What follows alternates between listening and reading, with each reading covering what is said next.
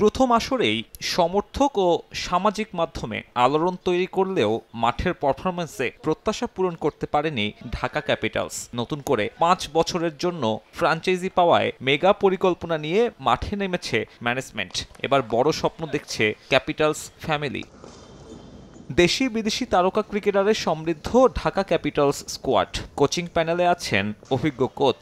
তবে ঢাকা বড় চমক দিয়েছে পাকিস্তানি কিংবদন্তি সাবেক পেসার শোয়েব আখতারকে মেন্টর হিসেবে দলে ভিড়িয়ে। ফ্র্যাঞ্চাইজির ব্র্যান্ড ভ্যালু বাড়ানোর সঙ্গে ক্রিকেটারদের উজ্জীবিত করতে নেওয়া হয়েছে এই গতি তারকাকে। আমরা প্ল্যান করেছি এবার শোয়েব আখতারকে নিয়ে আসতে, যাতে আমাদের ওভারঅল যেই বিপিএল এর যে সিনারিওটা সেটা আমরা চেঞ্জ করতে পারি। অ্যাট দ্য সেম টাইম আমাদের স্পন্সর পার্টনার যারা আছে তাদেরও কিছুটা রিকোয়েস্ট ছিল শোয়েব আখতারকে নিয়ে। যেসব প্লেয়ারদের আমরা সিলেক্ট করেছি, বিশেষ করে তাসকিন, তারপর যারা পেস বলাররা আছে ওদেরকে গাইড করতে পারবে শোয়েব আখতার। তাসকিনরা যাতে উনার থেকে আপনার সাজেশন নিতে পারে, ইন্সপিরেশন নিতে পারে, সেই বিষয়টা আমরা এনশিওর করব।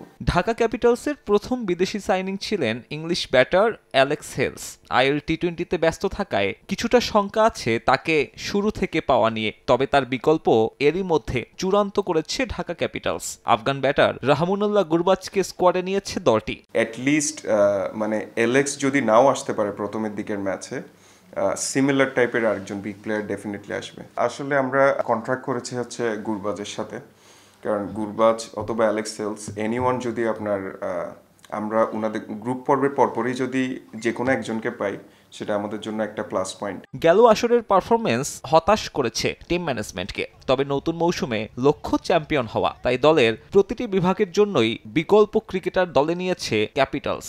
আমরা যেহেতু ফার্স্ট টাইম এসেছিলাম গত বছর, তা আমাদের নিজেদেরই অনেক কিছু আসলে অজানা ছিল। ওভারঅল পারফরমেন্সটাও খারাপ হয়েছে, কিন্তু আপনি গত বছরের আমাদের প্লেয়ার লিস্টগুলো যদি দেখে থাকেন, দেখবেন তারাও কিন্তু বেশ ভালো প্লেয়ার ছিল।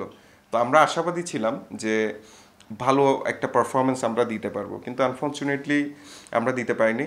এই কারণে এবার ফোকাসটা হচ্ছে অনেক বেশি মাঠে। প্রত্যেকটা সেগমেন্টে আমরা অল্টারনেটিভ কিছু প্লেয়ার রাখছি, সেটা আপনি টপ অর্ডার বলেন, মিডল অর্ডার বলেন। সিলেট পর্ব থেকে শুরু হবে এবারের বিপিএল, তাই চায়ের দেশ থেকেই অনুশীলন শুরু করবে ফ্র্যাঞ্চাইজিটি। সাব্বির মিথুন, সময় সংবাদ, ঢাকা।